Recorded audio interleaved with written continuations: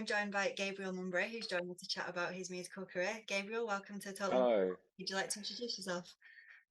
Yeah, so my name's Gabriel Mumbray, kind of a bluesy, soulful singer-songwriter. I'm from Kent, but I'm currently sat here speaking to you from sunny but cold Brighton on a Saturday afternoon. So yeah, it's been so far. It's been pretty cool. Just doing a lot of stuff at the minute, trying to obviously prep for the release of the song, Yeah. and so it's all kind of here, there, and everywhere, doing some stuff. But yeah, nonetheless, what's not to like? And so, as I say, just gearing up and ready to push a song out and do many things, as it were, in the music world.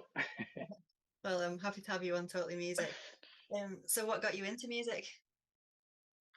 Um, I definitely think like so for me, I'm 21, and I guess I've been singing since I was like 5. But what got me into music is I guess it's a fascination with it because um, from the earliest kind of stuff, I've been surrounded by music. Music's always been on, I guess, so to speak. So just yeah, it's just a fascination with it because it was always there, and I was like, oh, what's this cool stuff? What's this like this music or what's these things that's going on that I can hear? And it was always really an experience for me. And so, from my mum, mum's sung and danced, and so that's kind of like the '70s soul, '80s pop rock kind of stuff that I get from her. And then whereas my dad's like kind of like rock, rhythm and blues, and like rock music. So it's like the '50s and '60s rock and roll and that kind of stuff. I guess Nice. it's like putting that kind of stuff together, and then obviously, growing up, you find other types of music. Like Jeff Buckley was one that kind of people say to me a lot. Oh, you sound like quite like him. All your stuff's quite similar. I was like, oh, but it's interesting to say. Oh no, I've only found him like quite recently over the last like just couple of years, and then working on falsetto. And oh yeah, let's try and get really into sounding like him because it's really cool. And yeah, it's just like I guess just sheer fascination with the craft and with the ability to do certain things. Because if you can connect as a storyteller, as a musician, if you can connect with people better, then what's not to like? Yeah, I like it. What inspires the music you create? It's just how it's an ability to connect with people because as I say, as musicians, we are storytellers and we're painters. But at the same time, music is a very physiological, and a neurological experience, and so it can be a helpful tool for people to kind of deal with things and go through, like for example, like PTSD, schizophrenia, and anxiety. I found that musicians that I know or people that I've seen and from research I've done can I found it does help um, deal with those said things. And I think for me, as a guy as obviously in 2023, I think for me, definitely how I've grown up, I think that you learn and you have to be a guide and helpful to people in order to, I guess, not stay relevant, but in order to be useful and visible to people, so to speak. And so I guess that kind of comes through that. Obviously, I'm doing it for myself at the end of the day because it's like obviously we all go through things, we all deal with things internally, and it's a way of processing it. But I think the reason why I do it in essence is that I can provide something that people can resonate with, but also can be helpful because like Circle is about being able to like comfortable to like communicate oneself effectively and to be confident in like yourself. Whereas Where Do We Go is very much like it's a trying to be a figure or be something for people to use when they kind of feel lost or they feel like unsure of themselves and things like that. So it's being useful and just being something for people other than themselves that they can kind of use and engage with and get something out of it. I like that. That was a good answer. I like that. So you've recently released your single, Where Do We Go? Would you like to tell us about it? Yeah, so off of that, Where Do We Go is it's definitely something for people when they kind of feel lost or they feel like they've been burning themselves on a path or on a journey for so long, and you kind of not burnt out, but you kind of feel that it's the motions of going through things and doing things that sometimes you find that not not that you're on your own because we all have people we can confide in and we all have people that we can speak to. But it's that sometimes you kind of feel that you've been going so long at it, it kind of feels you're getting in with the process and getting used to the process. It doesn't feel there's not like excitement anymore, but I guess, and so it's kind of turning to things like anything in life. Some people turn to religion, some people turn to other things than themselves when they feel lost or they feel have go through things. And so Where Do We Go stems to be one of those things potentially, which is why it's been crafted the way it's been, and why it sounds the way it does, and that's why I guess in the imagery that you see or you'll see. Is I guess there's a lot of church or gospel inspired imagery and colours and that like a really warm feeling when it's been mixed. It's kind of that's how I've kind of taken all those things in together and kind of thought, how can I convey that message the best way possible? Which is obviously why it sounds like that, why it looks like that, why it feels like that, why it, I guess maybe smells like that. But yeah, What are your favourite set of lyrics from the song? set of lyrics. It's either the chorus. I get this.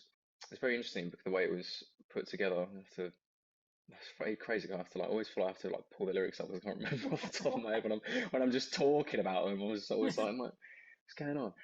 But it's kind of I guess the opening verse is very much like I think I get a lot from when I sing it because it's kind of the thing that you feel like even though you may be surrounded by people, you kind of feel like you're standing, feeling your way in the dark, and not sure where to go because you're searching for an end, how to get to an end point when perhaps not that there isn't an end point, but it's learning to just enjoy the journey because it's that saying that someone who enjoys walking will walk further than someone who enjoys finding that it gets into their destination. It's kind of like similar to like that, where it's like you just got to just enjoy the process, and sometimes it may take a bit longer than others, and obviously you get that whole social media comparison. It's like, oh, I'm 21, he's 21, and then it's like he's this far further ahead of me, and I'm this and I'm here. But it's like no, actually just acknowledging the things that you've done and going, actually no, everyone's clock ticks at a different speed.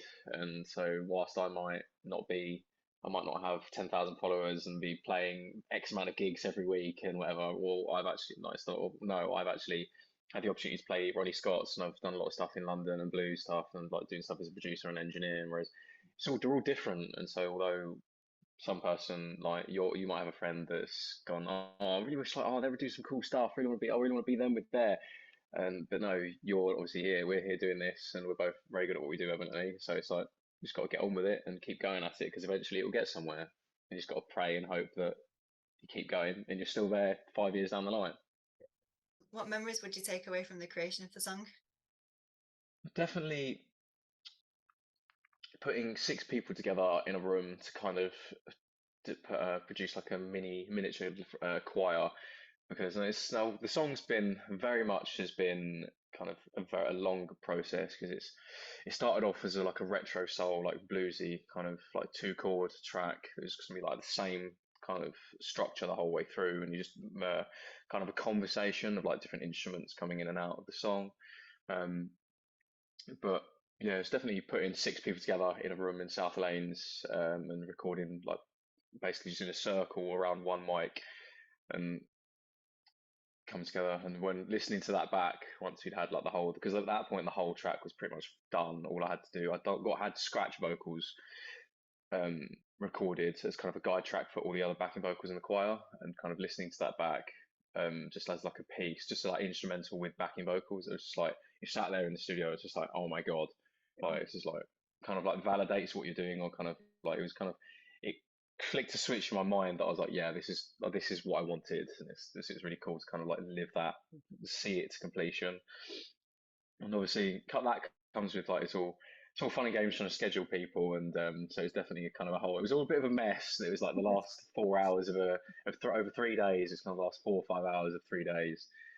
Everyone come in. Obviously, let's cut back and singers do their parts beforehand, then they go away, come back, and everyone all comes in at the same time. We just sat there all around the microphone. Kind of, there's a lot of B-roll and stupid videos that were created from it, which hopefully, if I'll be able to find or out of some of the stuff I've got as well, be able to share it. But yeah, it was very much like a just like a mad 4 hours, just us just singing like into the mic, and at the end of it, when you listen to it, when you go home or you come back, and it's just like you're like, you know, like it's just like oh my, it's just really like a experience listening to that.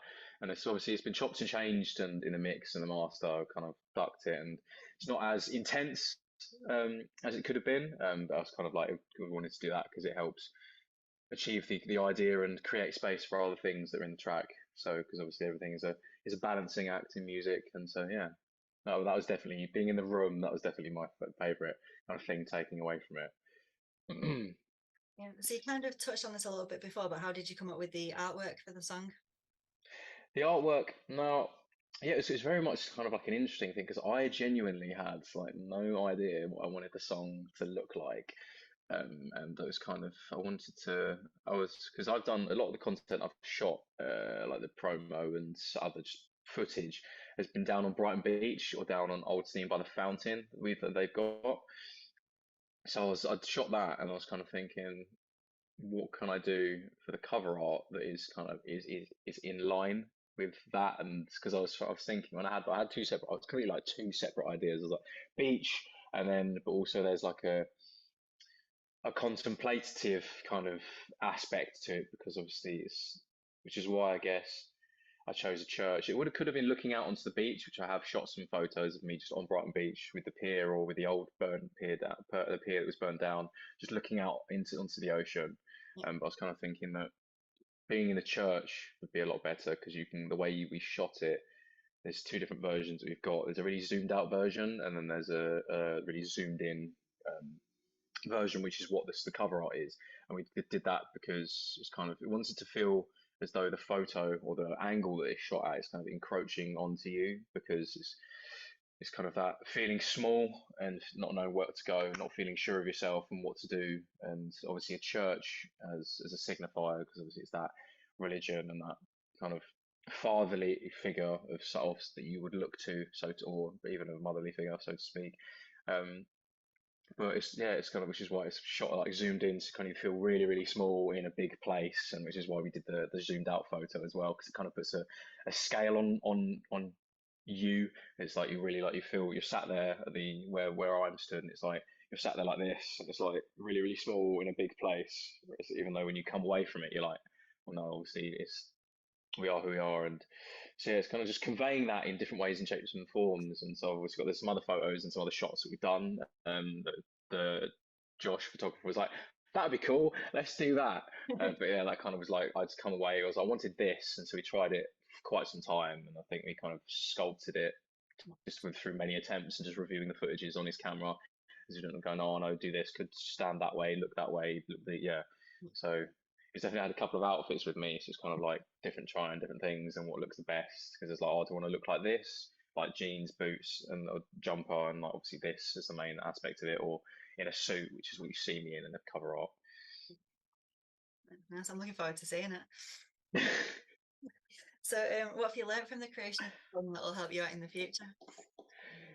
This is definitely that like from doing the choral part is definitely like is people management and scheduling. Obviously, it's always a process, and it's always you're always learning because that's who we are as people. It's always like it's always a learning experience. But definitely, it's like thing because it was a I'd been recommended by a couple of other people. Oh, that'd be really cool. These guys are really cool. I've seen them play before. It might be cool to have them on your tracks. It's kind of spent a lot of time like sat down with people, asked me to send me some stuff, and just trying to get a sense of their vocal or their sonic identity as a singer. To kind of match that with the track. And obviously, I've had Jess, Alicia, and then Heather, who I've sung with in the past. And I worked with before, so kind of I knew how they sounded, and knew what they like, and obviously that was kind of matched what I wanted from reference tracks that I'd used.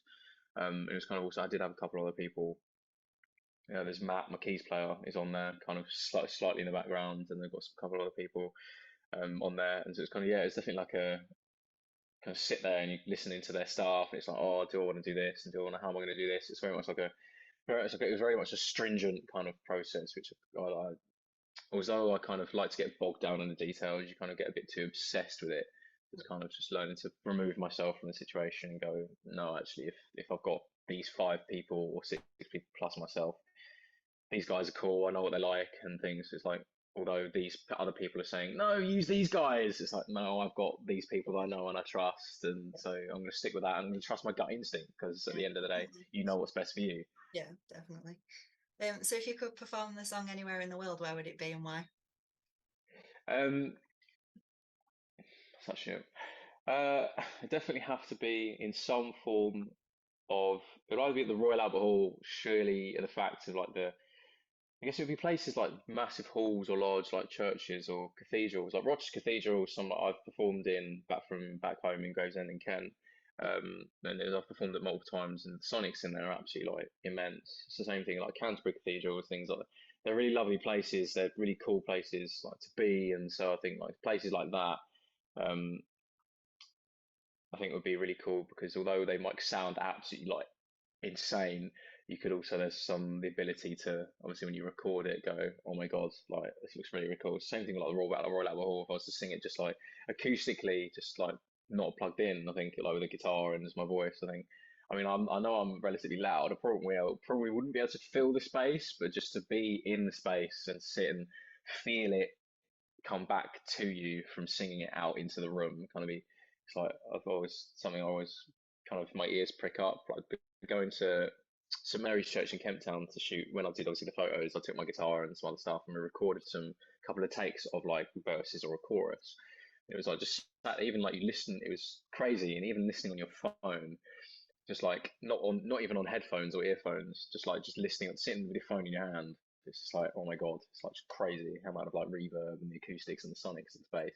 So yeah, definitely have to be in some form of cathedral church that's got massive reverb and it's a big space because it kind of makes you the song feel or makes you feel bigger than yourself when you perform in space like that rather than a small studio or a small room where it can be a vibe for certain types of songs, but it's kind of especially like doing the Jeff Buckley Grace and Hallelujah stuff.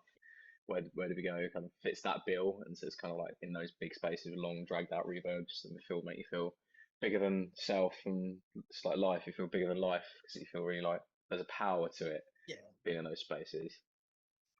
So finally, what's next for you? What's next? Well, I'm literally in the process of mixing some new tracks. Literally, like before I sat down today, just going back reviewing the progress that I've made on one of my new tracks. It's called Get On and Move Along. It's about to put it one way, it's about relationships, but it's also about the varying relationships or yeah, relationships that you have either with people, like with a family, with friends, obviously like people you love and you have certain relationships with, but also there is a side to that that is kind of you see them every things that you see people every day or you see certain people on a regular basis that you don't really engage with or you feel that you don't have a connection with and you would like to just say no and just shut up and not talk to them because kind of you don't connect anymore or they've done something that feel that you've, as I say, they've done something that they've broken your trust, and you cannot physically trust them anymore. But you see them every day, so it's kind of a process of, I know I can hate you, but we work well on something, or we work well together, or we get on in such a way that it's like you just have to, you either get on, or you just move on and just disconnect completely. And it's things like that that it's from learned that I guess coming from a perspective of having musicians working with certain musicians that you have certain working relationships, but then you fall out and you don't see each other for ages, and then all of a sudden it's that like high school. It comes from like places that like high school like drama like nonsense. That it's like you don't see each other. Oh, you've said something about me and da da da da da da da da. And so it's kind of like you just it's that like the behind people's backs and like not being honest, not being having integrity to say to the person, look, mate, or look, like it's not working. So what can we do? It's just like a very like a strict like where this it's either that or that. It's very much kind of like it's meant to be like a black and white thing, but also it's kind of like with family relationships, you kind of feel that you can't say things, and so it's like feel like you're walking on eggshells, and kind of because oh, I can't say that because it might upset them, and think because it comes from it's that and that comes from a place of love, I guess, or not being able to set boundaries for oneself. Yeah. That's the crux of that song, but it's in the form of relationships and not necessarily with confidence of self and no, this is what I want. This is da da da da. It's like no, not being able to set boundaries and say no to someone, and because you have to do things. Whereas you could just say, I don't fucking like you, or oh, it's terrible, and etc. It's like no, it's trying to be like mature about it, I guess, and just be bigger than remove yourself from the situation. It's a bit of a long-winded bloody answer, but I feel it's relevant because songs can mean many things, and so Yeah. it's trying to give different people different versions of it. They can go, oh, actually, yeah, I deal with that, or yeah, I've actually had that yesterday because this guy said this. And it's like, oh, so, yeah, Well, looking forward to hearing them. Um, yes. So a massive thank you, Gabriel, for joining me on Totally Music. If anyone would like to check out Gabriel's music, I'll leave all the links in the description below for you. But thanks very much. See you later.